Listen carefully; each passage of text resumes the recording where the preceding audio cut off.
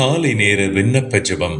எல்லாம் வல்ல இறை தந்தாய், உம்முடைய நன்மைத்தனத்தின் மூலம் நீர் எனக்கு அளித்த இன்னும் ஒரு நாளுக்காக நன்றி கூறி உமக்கு என்னை அர்ப்பணிக்கின்றேன். என்னை ஆசீர்வதியும். இதனால் என் ஒவ்வொரு செயலும் உம் பெருமையை எடுத்துரைப்பதாக.